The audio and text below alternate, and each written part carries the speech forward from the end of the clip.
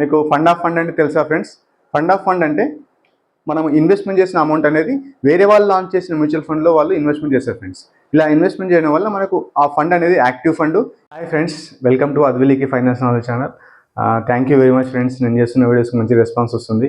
And ఈరోజు చెప్పాలన్న point వచ్చేసి fund of funds friends. Fund of funds అంటే నార్మల్గా ఏంటంటే అసెట్ మేనేజ్మెంట్ కంపెనీ ఎన్ఎఫ్ఓ అంటే మ్యూచువల్ ఫండ్ను లాంచ్ చేస్తుంది. ఇది ఫండ్ ఆఫ్ ఫండ్ కూడా సేమ్ అసెట్ మేనేజ్మెంట్ కంపెనీ ఎన్ఎఫ్ఓను ఎన్ఎఫ్ఓ లాంచ్ చేస్తుంది. దాన్ని ఫండ్ ఆఫ్ ఫండ్ ద్వారా కూడా లాంచ్ చేస్తాను. ఫండ్ ఆఫ్ ఫండ్ ఏంటంటే వాళ్ళు డైరెక్ట్ వాళ్ళు మార్కెట్లోకి వెళ్ళి ఓపెన్ మార్కెట్లోకి వెళ్ళి షేర్లు కొనకుండా ఫండ్ ఆఫ్ ఫండ్ అంటే వాళ్ళు వేరే వాళ్ళు చేసిన మ్యూచువల్ ఫండ్లో వాళ్ళు ఇన్వెస్ట్మెంట్ చేస్తారు ఫ్రెండ్స్. ఇందులో వచ్చేసి నేను చెప్తాను ఫ్రెండ్స్, అసలు ఫండ్ ఆఫ్ ఫండ్స్ అంటే ఏంటివి, అసలు ఫండ్ ఆఫ్ ఫండ్స్ అవసరమా, అండ్ ఫండ్ ఆఫ్ ఫండ్స్ ఎన్ని రకాలు అంటే ఫైనల్ కన్క్లూజన్ ఫ్రెండ్స్.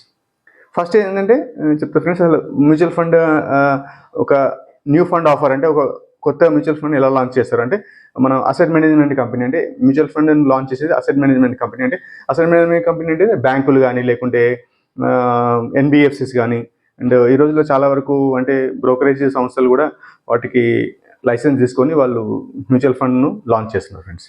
అండ్ అందులో మనం రిటైల్ ఇన్వెస్టర్స్ నుంచి అంటే అసెట్ మేనేజ్మెంట్ కంపెనీ తర్వాత న్యూ ఫండ్ ఆఫర్ అంటే మ్యూచువల్ ఫండ్ లాంచ్ చేసినప్పుడు అందులో ఒక అతను మేనేజ్మెంట్ చేయడానికి అతను ఏంటంటే ఫండ్ మేనేజర్.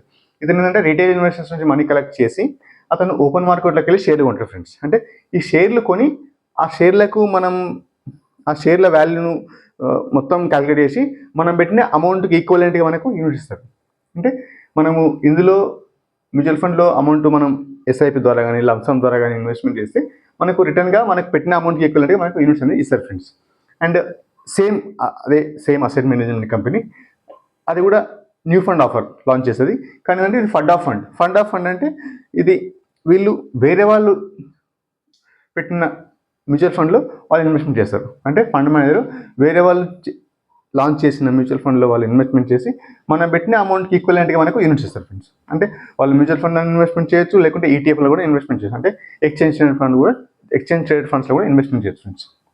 ఇక్కడ ఏంటంటే ఇవి ఫండ్ ఆఫ్ ఫండ్స్ కానీ లేకుంటే నార్మల్ మ్యూచువల్ ఫండ్స్ కానీ ఏంటంటే ఇవి యాక్టివ్ మ్యూచువల్ ఫండ్స్ కాబట్టి ఫండ్ మేనేజర్ అనేది మనం ఛార్జ్ అనేది ఇవ్వాలి friends.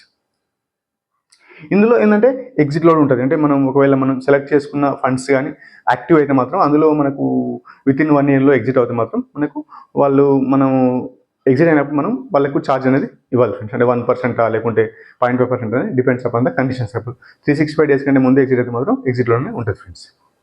And fund of funds అంటే సేమ్ వేరే వాళ్ళు చేసిన మ్యూచువల్ ఫండ్లో ఇన్వెస్ట్మెంట్ చేస్తారు ఫ్రెండ్స్. కాబట్టి ఇక్కడ ఏంటంటే అసలు ఫండ్ ఆఫ్ ఫండ్స్ ఎందుకు లాంచ్ చేస్తారంటే మార్కెట్లో ఒకవేళ బజ్ మంచిది అనుకో, మార్కెట్లో సపోజ్ గ్లోబల్ మార్కెట్లో ఇన్వెస్ట్మెంట్ చేయాలి లేకుంటే గోల్డ్లో కానీ ఇన్వెస్ట్మెంట్ చేయాలి అంటే గ్లోబల్ మార్కెట్లో వెళ్ళి మనం mutual fund houses direct global మార్కెట్లోకి వెళ్ళి కొనాలంటే రెగ్యులేటరీ అప్రూవల్స్ ఉంటాయి. అంటే రెగ్యులేటరీ అప్రూవల్స్ అంటే సెబీ కానీ లేకుంటే ఇంటర్నేషనల్ మనం ఏ మార్కెట్లోకి వెళ్తున్నా అక్కడ ఉన్న లోకల్ బాడీస్ని అప్రూవల్ తీసుకోవాలి. అలా అప్రూవల్ తీసుకోవడం కొన్నిసార్లు కష్టం అవుతుంది. అలా కష్టమైనప్పుడు ఏంటంటే మరి మన లోకల్ డొమెస్టిక్లో మంచిగా బజ్ ఉన్నప్పుడు ఏంటంటే వాళ్ళు అలాంటి ఫండ్ను లాంచ్ చేసి ఆ ఫండ్లో ఏంటంటే ఆ ఫండ్ ద్వారా రేజ్ అయిన మనీని అంటే ఆ ఫండ్ ద్వారా చాలామంది రిటైల్ ఇన్వెస్టర్స్ అందులో ఇన్వెస్ట్మెంట్ చేసినప్పుడు వాళ్ళు ఏం చేస్తారంటే వాళ్ళు వేరే కంట్రీతో కానీ లేకుంటే వేరే మ్యూచువల్ ఫండ్స్తో కానీ వాళ్ళు మాట్లాడుకొని అందులో వాళ్ళు ఇన్వెస్ట్మెంట్ చేస్తారు ఫ్రెండ్స్. అంటే వాళ్ళు డైరెక్ట్ మ్యూచువల్ ఫండ్ ఇన్వెస్ట్మెంట్ చేస్తూ లేకుంటే ఈటీఎఫ్లో కూడా ఇన్వెస్ట్మెంట్ చేస్తారు. కాబట్టి ఏంటంటే NFO రావడానికి కారణం ఏంటంటే మార్కెట్లో బజ్ అంటే మంచిగా అందరూ బజ్ ఉన్నప్పుడు అది న్యూ ఫండ్ ఆఫర్ అనేది ఫండ్ ఆఫ్ ఫండ్స్ వస్తుంది friends. And fund of funds అవసరమా అంటే ఫండ్ ఆఫ్ ఫండ్స్ అనేది డిపెండ్స్ అపాన్ ద కండిషన్స్. ఒకవేళ ఫండ్ ఆఫ్ ఫండ్స్ అవసరమా అంటే కొంతమంది ఇంటర్నేషనల్ మార్కెట్లో అంటే గ్లోబల్ మార్కెట్లో ఇన్వెస్ట్మెంట్ చేయాలంటే మాత్రం అది అవసరం వస్తుంది. ఎందుకంటే పోర్ట్ఫోలియో డైవర్సిఫికేషన్ అంటే మనం ఒకటే కంట్రీ ఎకానమీ పైన డిపెండ్ కాకుండా గ్లోబల్ అంటే వేరే కంట్రీ ఎకానమీతో లింక్ ఉందనుకో, ఒకవేళ మన కంట్రీలో ఏమైనా ప్రాబ్లం అయినా కూడా వేరే కంట్రీలో ప్రాబ్లం లేకపోవడం వల్ల మనకి ఏంటంటే పోర్ట్ఫోలియో అనేది నెగిటివ్లో కానీ పాజిటివ్లో కానీ కొంచెం బ్యాలెన్స్గా ఉంటుంది. ఒకవేళ ఒక కంట్రీ మన సపోజ్ ఇండియాలో ప్రాబ్లం అయినప్పుడు ఏంటంటే గ్లోబల్గా కొన్నిసార్లు మంచి అంటే యూఎస్లో కానీ చైనాలో కానీ మంచిగా ఉంది మార్కెట్, అందులో ఇన్వెస్ట్మెంట్ చేస్తే మనకు నెగిటివ్ అనేది తక్కువ ఉంటుంది. అంటే పోర్ట్ఫోలియో డైవర్సిఫై అయ్యి మనకు నెగిటివ్ ఛాన్స్ అనేది తక్కువ ఉంటుంది friends. And fund of funds ఎన్ని రకాలు? ఫండ్ ఆఫ్ ఫండ్స్ ఏంటంటే 3 రకాలు. ఒకటి డొమెస్టిక్ ఫండ్ ఆఫ్ ఫండ్స్ ఉంటాయి, లేకుంటే గ్లోబల్ ఫండ్ ఆఫ్ ఫండ్స్ ఉంటాయి, లేకుంటే కమ్యూనిటీ ఫండ్ ఆఫ్ ఫండ్స్ ఉంటాయి. ఇందులో ఫండ్ ఆఫ్ ఫండ్స్లో మనము డొమెస్టిక్ అంటే ఒకవేళ ఎగ్జాంపుల్ సపోజ్ జీరోదా కానీ లేకుంటే గ్రో కానీ వీళ్ళు సొంతంగా బ్రోకరేజ్ హౌసెస్ వీళ్ళు అసెట్ మేనేజ్మెంట్ కంపెనీ లైసెన్స్ తీసుకున్నారు ఫ్రెండ్స్. కాబట్టి వీళ్ళు ఏంటంటే సపోజ్ గోల్డ్ ఈటీఎఫ్ వేయాలనుకుంటాను. గోల్డ్ ఈటీఎఫ్ అంటే నేను గోల్డ్ మ్యూచువల్ ఫండ్ గురించి వీడియో చేశాను, అందులో చూడండి. గోల్డ్ ఏంటంటే మనము వేరే ఎవరైనా గోల్డ్ మ్యూచువల్ ఫండ్ లాంచ్ చేసినప్పుడు కానీ గోల్డ్ ఈటీఎఫ్ లాంచ్ చేసినప్పుడు ఏంటంటే వాళ్ళకు 2-3 అప్రూవల్స్ ఉన్నాయి. ఒకటి అంటే సెబీ అప్రూవల్ తీసుకోవాలి బై డిఫాల్ట్ అది. ఇంకోటి అంటే LBMA అంటే లండన్ బులియన్ మార్కెట్ అసోసియేషన్ కూడా వాళ్ళు తీసుకోవాలి. అంటే అందులో ఇన్వెస్ట్మెంట్ చేసిన అమౌంట్ అన్ని మనం గోల్డ్ కొనుక్కోవాలి. గోల్డ్ కొనుక్కోవాలన్నప్పుడు రెగ్యులేటరీ అప్రూవల్ తీసుకోవడం కొద్దిగా టైం పడుతుంది. అలాంటప్పుడు ఏం చేస్తారంటే వాళ్ళు ఫండ్ ఆఫ్ ఫండ్స్ రేజ్ చేస్తారు. ఫండ్ ఆఫ్ ఫండ్స్ ఏంటంటే డైరెక్ట్ వాళ్ళు మనీ కలెక్ట్ చేసుకొని వాళ్ళు వేరే మ్యూచువల్ ఫండ్లో అంటే గోల్డ్ మ్యూచువల్ ఫండ్లో ఇన్వెస్ట్మెంట్ చేస్తారు. కాబట్టి ఇది రెగ్యులేటరీ అప్రూవల్ పర్పస్లో కొంచెం ఈజీగా ఉంటుంది. కాబట్టి ఫండ్ ఆఫ్ ఫండ్స్ రేజ్ చేయడం, ఫండ్ ఆఫ్ ఫండ్స్ లాంచ్ అనేది చేస్తారు ఫ్రెండ్స్. ఇదంటే ఇది సింపుల్గా మార్కెట్లో బజ్ని బట్టి వాళ్ళు లాంచ్ చేస్తుంటారు. అండ్ గ్లోబల్ మార్కెట్లు అంటే సపోజ్ మోతిలాల్ ఒస్వాల్ కానీ లేకుంటే ఫ్రాంక్లిన్ టెంపుల్టన్ ఇండియా కానీ ఏంటంటే వీళ్ళు గ్లోబల్గా గ్లోబల్ మ్యూచువల్ ఫండ్ అంటే మ్యూచువల్ ఫండ్ లాంచ్ చేసేది ఫండ్ ఆఫ్ ఫండ్ లాంచ్ చేసినప్పుడు ఇందులో ఏంటంటే ఒకవేళ మోతిలాల్ ఒస్వాల్ నాస్డాక్ 100 ETF లేకుంటే మ్యూచువల్ ఫండ్ లాంచ్ చేసినప్పుడు వీళ్ళు మనీ కలెక్ట్ చేసుకొని వీళ్ళు యుఎస్లో లాంచ్ అయిన ఉన్న మ్యూచువల్ ఫండ్లు అంటే నాస్డాక్ 100 ETFలో కానీ నాస్డాక్ 100 మ్యూచువల్ ఫండ్లో కానీ వాళ్ళు ఇన్వెస్ట్మెంట్ చేస్తారు. ఇలా ఇన్వెస్ట్మెంట్ చేయడం వల్ల మన ఏంటంటే మన డొమెస్టిక్ ఉండే రిటైల్ ఇన్వెస్టర్స్కు ఇంటర్నేషనల్ మార్కెట్లో ట్రేడ్ అయ్యే కంపెనీలు అంటే సపోజ్ ఫేస్బుక్ కానీ అమెజాన్ కానీ నెట్ఫ్లిక్స్ కానీ అందులో ఉండే వాళ్ళకు ఎక్స్పోజర్ మిగులుతుంది. ఎక్స్పోజర్ అనేది మనకు డొమెస్టిక్ ఇన్వెస్టర్స్ కూడా మనకు దొరుకుతుంది ఫ్రెండ్స్. దీనివల్ల ఏంటంటే మనకు పోర్ట్ఫోలియో డైవర్సిఫై అంటే అక్రాస్ ద గ్లోబ్ మనకు పోర్ట్ఫోలియో డైవర్సిఫై ఫ్రెండ్స్. ఇందులో మోతిలాల్ ఒస్వాల్ కానీ ఫ్రాంక్లిన్ టెంపుల్ కానీ ఇందులో కొన్ని మ్యూచువల్ ఫండ్ అనేది మనం ఫండ్ ఆఫ్ ఫండ్స్ లాంచ్ చేసాం ఫ్రెండ్స్.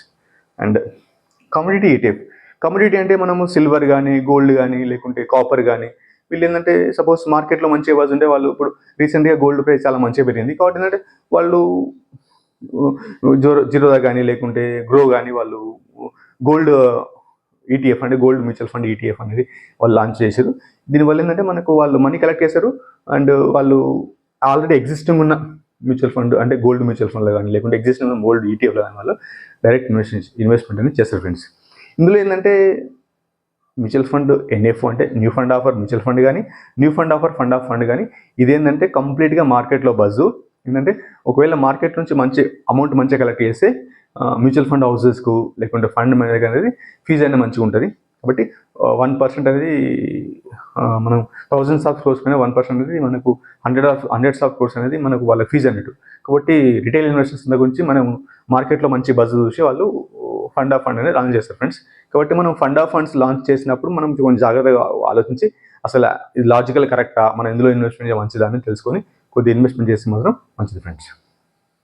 అండ్ కన్క్లూజన్ అంటే ఫండ్ ఆఫ్ ఫండ్స్లో ఇన్వెస్ట్మెంట్ చేయడం అనేది మనం ఒకవేళ ఇంటర్నేషనల్ మార్కెట్లో మనం గ్లోబల్గా మన పోర్ట్ఫోలియో డైవర్సిఫై చేయాలంటే మాత్రం ఫండ్ ఆఫ్ ఫండ్స్ తీసుకోవచ్చు.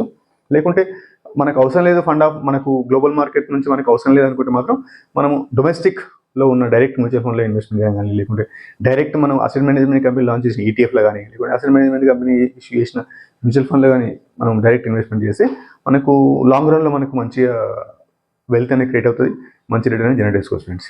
కాబట్టి ఫండ్ ఆఫ్ ఫండ్స్లో ఇన్వెస్ట్మెంట్ చేసే కంటే ముందే మనం అసలు మ్యూచువల్ ఫండ్లో ఇన్వెస్ట్మెంట్ చేస్తే మనం మంచి ఫ్రెండ్. ఎందుకంటే ఫండ్ ఆఫ్ ఫండ్లో ఇద్దరు ఉంటారు. ఒకటి ఏంటంటే మనం ఫండ్ ఆఫ్ ఫండ్ ఇష్యూ చేసిన వాళ్ళ ఫండ్ మేనేజర్స్ ఉంటాడు, లేకుంటే అక్కడ ఆ ఇన్వెస్ట్ చేసిన ఫండ్ మేనేజర్ అంటే ఇద్దరు ఫండ్ మేనేజర్లు అక్కడ ఉంటారు ఫ్రెండ్స్. కాబట్టి మనం ఫండ్ ఆఫ్ ఫండ్స్లో ఇన్వెస్ట్మెంట్ చేసినప్పుడు కొంచెం జాగ్రత్త వహించి చేసుకోవాలి ఫ్రెండ్స్.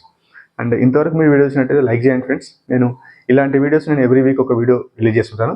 ఇది కంప్లీట్ నా యూట్యూబ్ ఛానల్ అనేది కంప్లీట్గా ఫైనాన్షియల్ లిటరసీ అంటే ప్రతి పర్సన్కు కామన్ నాలెడ్జ్ అంటే ఫైనాన్షియల్ నాలెడ్జ్ కామన్ సెన్స్ ఉండాలి.